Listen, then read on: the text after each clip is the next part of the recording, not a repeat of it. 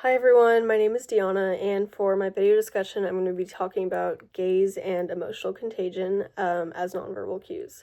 And so, first off, gaze is the use of eye contact or eye movement during conversations and communication, and eye contact can relay messages like attention, confidence, interest in what you're saying, or emotion and how you're feeling. And it helps people understand if the other person is actually actively listening and paying attention to what you're saying and is engaged in the conversation. And so, one example of gaze that I've experienced during conversations is with my mom, and it's kind of when she can tell I'm really upset before I even say anything, and she'll maintain direct eye contact with me while we're having a conversation and asking if I'm okay.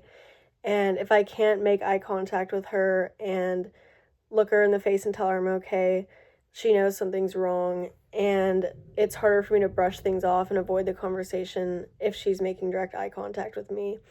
And I think that kind of eye contact makes me feel like she's fully paying attention to how I'm feeling and my emotions, and she's genuinely concerned about my emotions.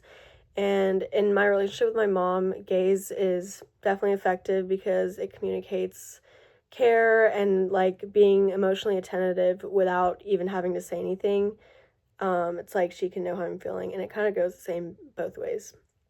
The second nonverbal cue I chose is emotional contagion, which is when emotions spread from one person to another through nonverbal behaviors like energy or facial expressions or posture or tone of voice or things like that.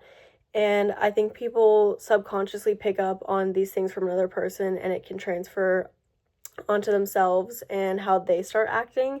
And an example of emotional contagion in my life is definitely between me and my roommate this year.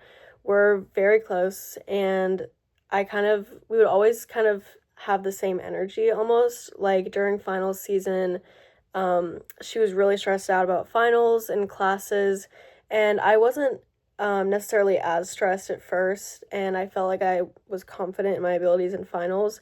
But hearing and just seeing how stressed she was, and she was just kind of quiet and not energetic, kind of made me feel more stressed too.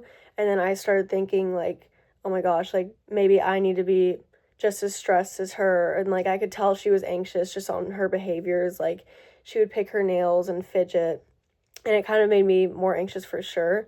But it also went the other way with me and her. Like if I was in a bad mood and she was super happy and laughing or just like in a good mood and smiling, it would help me get out of that bad mood and it would transfer onto me. And so I think emotional contagion is positive and negative because emotions can easily influence like an atmosphere or an interaction, but it can definitely be a good thing and a bad thing. And overall, I think nonverbal cues play a huge role in the listening component of interpersonal communication because listening isn't just about hearing someone's voice and the words they're saying. It involves things like paying attention to eye contact, emotions, like body posture, language, things like that. And I think these cues help you understand how someone's truly feeling, and it can help you use that to improve your own empathy and understanding of other people and create better emotional connections in conversations with others. Thank you.